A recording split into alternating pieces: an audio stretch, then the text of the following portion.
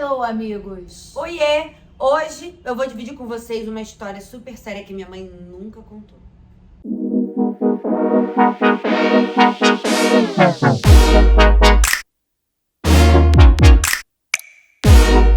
É o seguinte, 70 anos da mamãe. Mamãe, feliz aniversário, tudo de mais lindo do mundo pra você. Mulher mais animada, maravilhosa que eu conheço. 70 anos da mamãe, essa pessoa super alegre, super de bem com a vida, cheia de disposição, de vitalidade.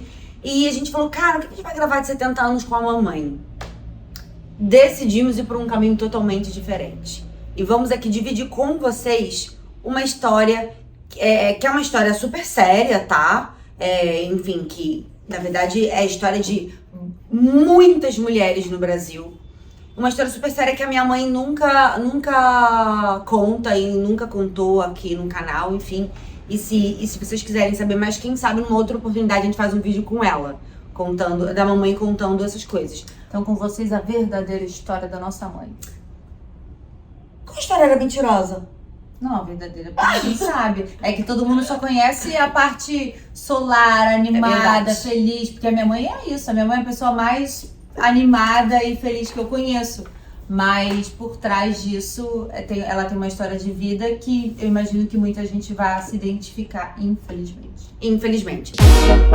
Vamos então à história da mamãe.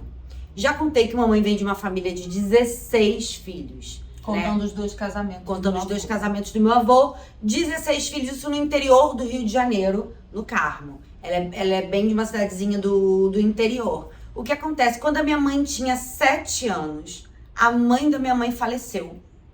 E minha mãe era a mulher mais velha da casa, enfim, minha mãe cozinhou, lavou, fez tudo pra família porque ela era a mulher mais velha. Mais velha, com 7 anos. Aí o meu avô arranjou uma nova mulher e teve mais os outros 7 filhos. Quando a minha mãe tinha mais ou menos 14 anos, o meu avô deu a minha mãe. Essa é a história de muitas brasileiras. Muitas brasileiras. O meu avô deu a minha mãe para uma família do Rio de Janeiro, que era de Vilar dos Teles, eu acho, uma coisa assim que minha mãe conta. Campo Grande, eu acho, não era não? Eu acho que é Vilar dos Teles, não sei, a gente confere isso com ela depois. Mas, enfim, uma família do Rio de Janeiro. E era aquela coisa assim, ai, pode levar minha filha, olha, você vai pra cidade, você vai ter uma vida melhor, você vai sair da roça, agora, você vai não sei o quê. Por que a gente tá contando essa história? A gente tá contando essa história porque essa é a história de muitas brasileiras. Quem aqui, pode parecer uma história distante, mas quem aqui que tá assistindo esse vídeo, que não conhece, em alguma família, até aqui mesmo, Zona Sul Carioca, alguém que tenha uma empregada que foram buscar no Nordeste, no Norte ou no interior. Você falou empregada? Mamãe foi vou falar, adotada. Vou chegar nesse lugar. Mas assim, se a gente olhar pro nosso círculo, todo mundo aqui conhece alguém que tem uma funcionária. Era muito comum. Ou uma pessoa quase da família que foi buscada lá no interior. Por que as pessoas vão buscar esse tipo de serviço no interior? Muitas vezes porque não paga, porque vai em troca de comida e coisa, e não tem uma relação de trabalho de verdade.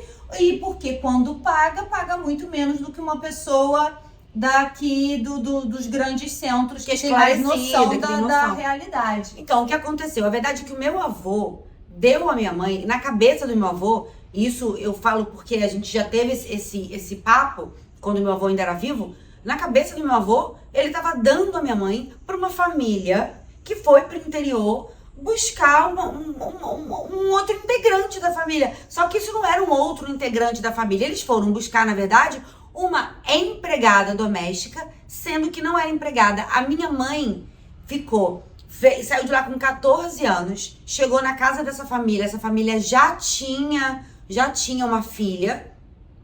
Eles tiraram a minha mãe da escola. Então, a minha mãe parou de estudar quando veio com 14 anos. Parou de estudar. Eles tiraram minha mãe da E a escola. minha mãe queria estudar, ela Minha mãe pedia sempre pra quis, voltar pra escola e eles diziam que ela não precisava estudar. Sendo que a filha da família, que era da idade da minha mãe, 14 anos, ia pra estudava. Minha mãe não estudava. A minha mãe lavava, passava, cozinhava pra família inteira.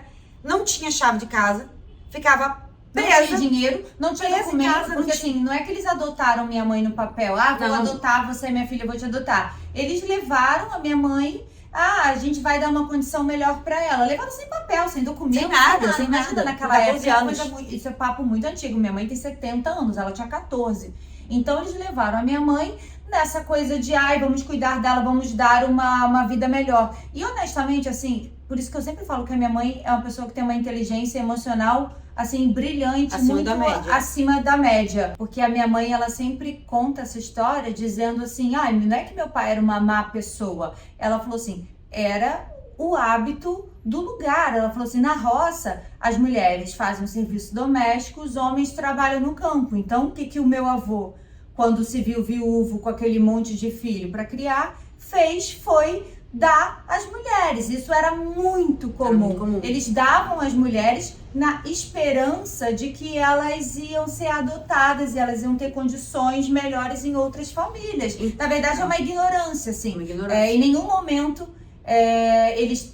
Meu avô fez assim, olha, vou mandar minha filha pra viver em condições análogas à escravidão na casa de alguém. Ele achava que aquilo era a melhor coisa que ele poderia fazer por elas. Inclusive, ele não deu só a minha mãe. Ele deu a minha tia Lili também. E a minha tia Lili teve mais sorte. A minha tia Lili realmente foi pra uma família que deu estudo, que ela teve condição de estudar, que ela inclusive, das irmãs da minha mãe, a única que realmente estudou foi a tia Lili, que ela teve mais oportunidade, porque ela realmente teve uma família que teve uma acolhida diferente com ela. Mas a verdadeira história da minha mãe é que a minha mãe foi dada. A minha mãe viveu muitos anos lavando, passando, cozinhando, nunca teve salário, nunca teve carteira assinada, nunca teve documento, nunca teve nada. E a minha mãe fugiu. A minha mãe conta que ela se correspondia por carta com o irmão dela mais velho. E aí, quando ela fez 18 anos, a minha mãe nunca mais tinha visto a família dela. Nunca mais. E aí, ela convenceu a família que tinha ela como escrava, né? De que ela tava com muita saudade do pai dela, era aniversário do pai dela. E ela pediu muito pra eles darem a passagem pra... Deixarem ela ir, né? Deixarem ela ir visitar o pai dela. E aí, nisso, ela combinou por carta com o meu tio, pro meu tio ir pra lá pra poder buscar ela. Então, foi assim, minha mãe saiu com a roupa do corpo, sem levar nada, e eles também não tinha nada? Não tinha nada, mas eles nunca nem foram atrás dela. Então, assim, veja só, se a minha mãe fosse um membro da família, se a minha mãe fosse uma filha adotada, sua filha vai visitar alguém e nunca mais volta, você não vai procurar sua filha? Você vai procurar sua filha. Por que não foram procurar a mamãe? Porque a mamãe não era a filha. A mamãe era realmente uma não posso nem dizer empregada doméstica, porque meu empregada doméstica tem vínculo empregatício. É uma profissão. Mas era uma escravidão. A mamãe era uma função análoga à escravidão, assim. Ela lavava, passava, cozinhava, era a primeira a acordar, a última a dormir. Ficava sempre com o que sobrava, ficava sempre com um cantinho que sobrava na casa pra ela ficar, não tinha nada, não tinha chave da casa, então as pessoas saíam, trancavam a casa, minha mãe não tinha como sair, minha mãe não tinha amigos, minha mãe não conhecia ninguém na rua, não tinha nada. Não tinha vida. Só nada, não tinha e aí, vida. Olha só, a gente ficou com essa história na cabeça porque ficou super na moda agora, todo mundo tava ouvindo o podcast da mulher da casa abandonada, né? Só se fala nisso, todo mundo em São Paulo indo lá na casa da mulher pra ver. Resumindo grosseiramente, a mulher da casa abandonada conta a história dessa família que se mudou para os Estados Unidos e levou uma empregada em condições análogas à escravidão. A mulher chegou nos Estados Unidos, ela não falava inglês, eles retiveram os documentos dela, ela não ganhava salário, ela não ia ao médico, ela não fazia nada, e depois isso foi denunciado por uns vizinhos, enfim, e tem todo um processo aí, e aí todo mundo tava falando muito sobre essa história. E aí você é ótimo, né? Você ouve esse podcast e você fala assim, caramba, um trabalho análogo à escravidão, meu Deus, parece uma realidade tão longe das nossas vidas, mas aconteceu com a minha mãe. Óbvio, muito diferente da história dela, mas assim, talvez se a minha mãe não tivesse fugido, ela hoje seria uma senhora de 70 anos, trancada num lugar e Ninguém saberia da minha mãe, dela. ninguém nunca mais teria notícias dela. E assim, e isso ainda pensando que a minha mãe é uma mulher branca num mundo, hoje em dia não, sempre, né? Super racista. Então, olha os privilégios que ela ainda tem. Sim. Imagina quantas mulheres pretas não passaram por isso, com situações ainda piores. E a minha mãe teve muita sorte de não ter acontecido nada pior com ela, de não ter acontecido nenhum abuso sexual. Nunca aconteceu com a minha mãe, ela conta que nunca aconteceu. Ela teve a sorte de não ter. Mas imagina, com 14 anos, morando na casa de uma família que ela nunca viu na vida, qualquer coisa poderia acontecer. Então, assim, é uma criança, 14 anos, é uma criança. É muito comum, e isso é uma coisa de antigamente, vou buscar uma faxineira no interior. Gente, isso era o que minha mãe viveu. Boa parte dessas pessoas que, vou buscar no interior, vai ter uma vida melhor. Que vida melhor? A pessoa não tinha vida. A pessoa ficava na casa dos outros, lavando, passando, cozinhando em troca de nada. Se você botar no Google agora... Como se fosse da família, não existe. Não existe. Não existe. É um vínculo empregatício ou é da família? Como se fosse da família, vai ficar trabalhando de graça, gente? Pelo amor de Deus, né? 2022. Se você colocar no Google agora, você vai ver quantas mulheres foram libertadas nos últimos tempos. Você vai ficar chocado com a quantidade de mulheres que foram libertadas nos últimos tempos. Boa parte delas com denúncia, às vezes denúncia de vizinho, ou até a própria mulher faz muitas analfabetas e não conseguem escrever. Mas tem caso de uma que escreveu um bilhete e tal, pedindo ajuda. Então, muitas mulheres estão sendo libertadas, assim, hoje em dia. Em 2022. Se você sabe de alguém, se você desconfia de alguma relação desse tipo, de conhecidos, vizinhos, denuncie. Denuncia, gente. Denuncie. Você pode estar salvando a vida de uma mulher. Enfim. Essa história é super complexa. Eu acho que a gente pode trazer a mamãe aqui um dia no canal pra ela contar. É que ela não gosta muito de falar disso, por isso que a gente nem chamou ela pra contar essa história. Ela realmente não gosta de falar. Minha mãe não gosta mesmo de contar essa história. Mas essa é